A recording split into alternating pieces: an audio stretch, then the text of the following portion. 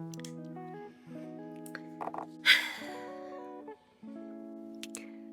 am filming this from my new bedroom in Australia, which is surreal to say, but before I take you through everything that's happened, we need to rewind, because getting here, it was a whole journey.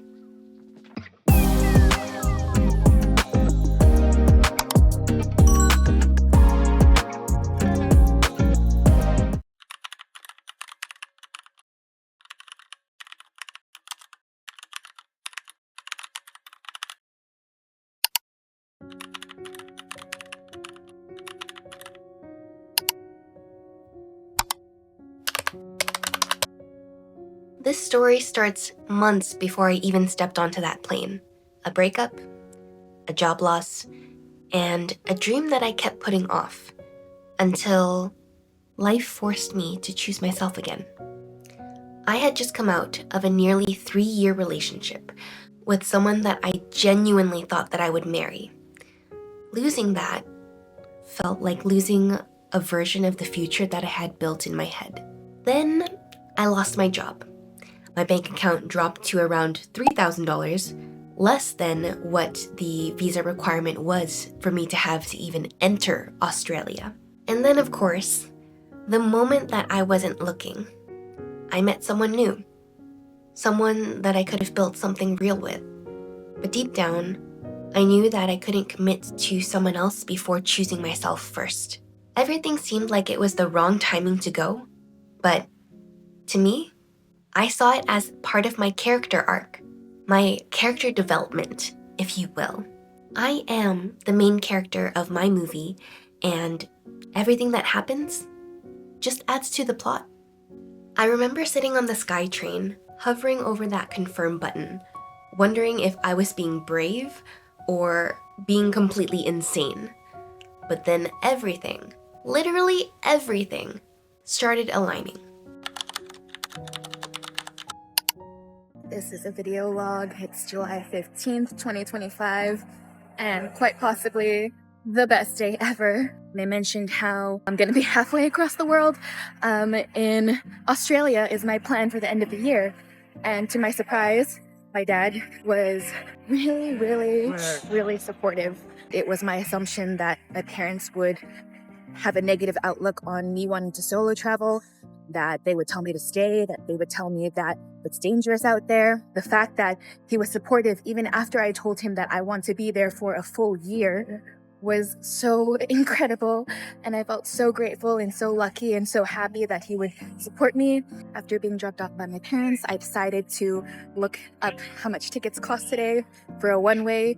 And I was talking to Jen, and she said that Melbourne, there's so much to do. She didn't see any spiders. And so I thought that maybe the city would be best to start out first. And so I looked up tickets, and I found a ticket for $750, which is unheard of because usually for that time closer to the end of the year, it's upwards of $1,200, $1,500, especially for the city. And the fact that I found one under $1,000, that's crazy. So I had to book my ticket immediately. When I was trying to book, they didn't accept my Amex, they didn't accept my Manulife card, and so I opted to ask Michelle to help me out with that, and so that I could e-transfer her after I use her card.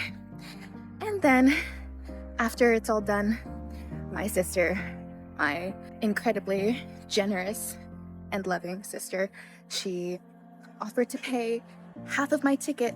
She offered to pay half of my ticket to help fund my dreams for solo travel to a place that I have always been wanting to go.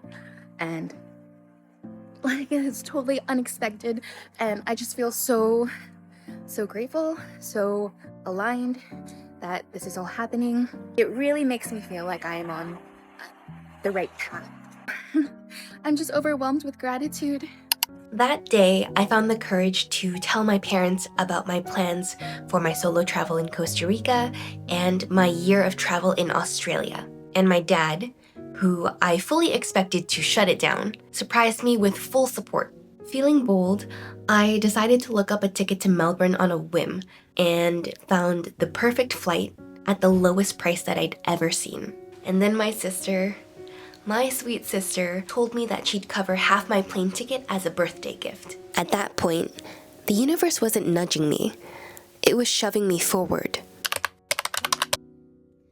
The only problem?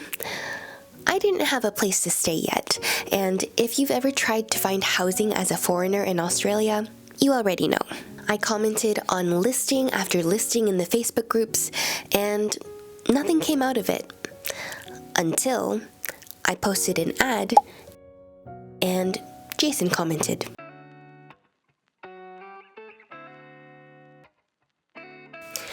After having a FaceTime call, something about his energy just felt safe. Oh my god, you guys, it is November 6th, and I am still feeling highly unprepared for my trip to Australia. And the only thing that is keeping me sane right now is knowing that I have Jason over on the other side of the country in Australia who is so open and willing to help me out. Even though everyone joked or was concerned that I'd get kidnapped or trafficked, my gut told me the opposite. He offered to answer every question, offered to pass my resume around, offered to connect me with friends who could help me with housing or work, even making sure I had a list of things that I wanted to do in Melbourne so that we could check it off the list. And maybe the Vietnamese connection made it feel a little more aligned. Looking back, it was meeting the right people at the right time. Having Jason as my connection in Melbourne has been a great blessing. Him and his family and his siblings have all been so hospitable, caring, and helpful to me. They almost feel like my distant relatives upon meeting. But of course, life being life, everything fell apart before it fell together. The apartment that Jason and I were supposed to rent fell through because the tenant couldn't be evicted on time. Suddenly, I was days out from flying out and unsure where I was going to live. I felt overwhelmed, unprepared, and anxious, but also determined. Alright, you guys, another video log.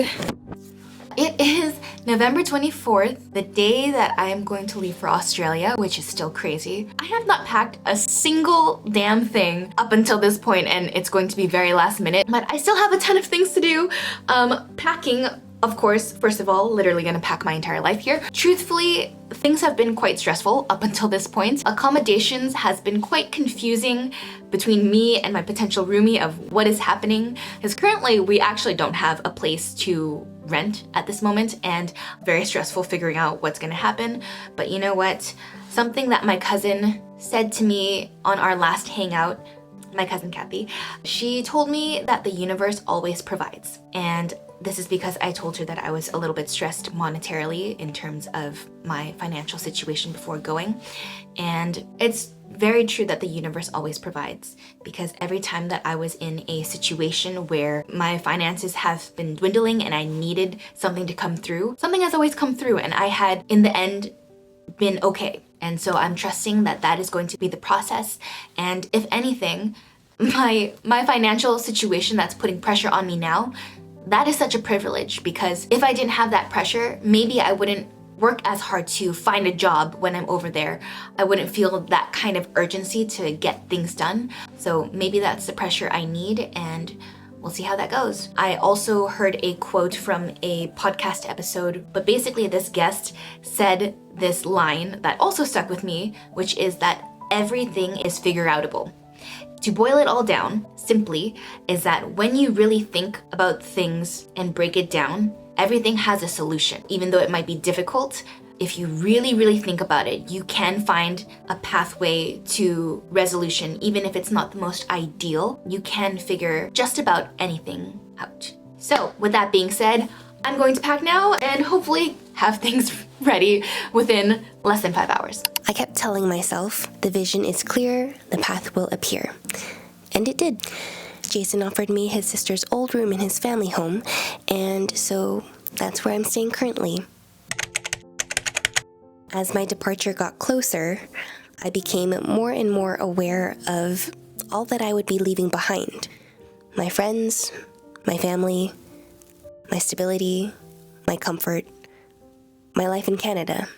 I had a farewell party with all of my closest people, and I even made them a video of our memories together. My family also took me out one last time. We went to a hot pot place that was supposed to be a hidden gem, but it turned out to be anything but a gem. Even in the chaos and the mediocre food, I felt loved. My dad gave me some final lessons on life and on love. My mom reminded me to be safe. And then came the final goodbyes.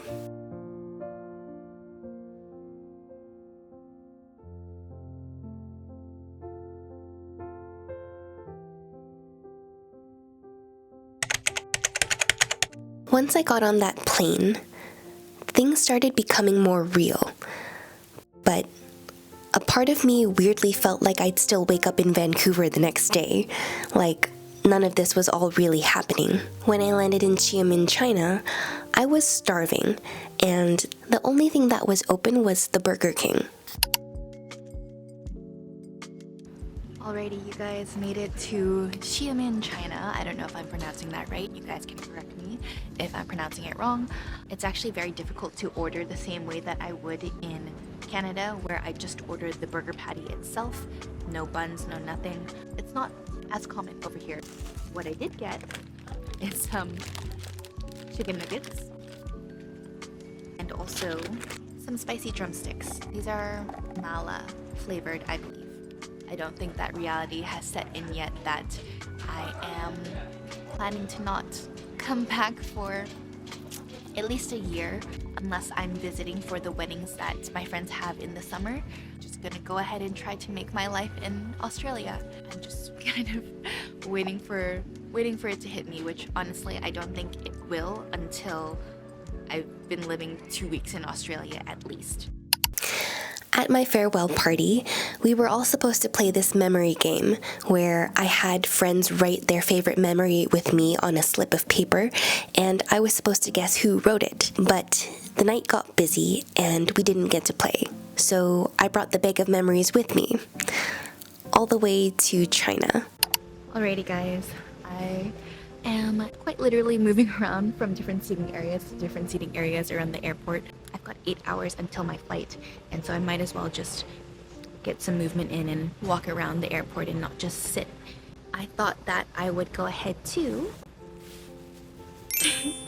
I know this bag looks like nothing, but during my farewell party, I had my friends write a sentence about a favorite memory with me that I would then have to guess who that memory is with or who wrote that certain memory. And we actually didn't get to play that game because we didn't have enough time. Now is the perfect time to handpick and go through some of them because I do miss my people from home. Let's go ahead and see what memories my friends came up with. Best Christmas surprise? What does that mean?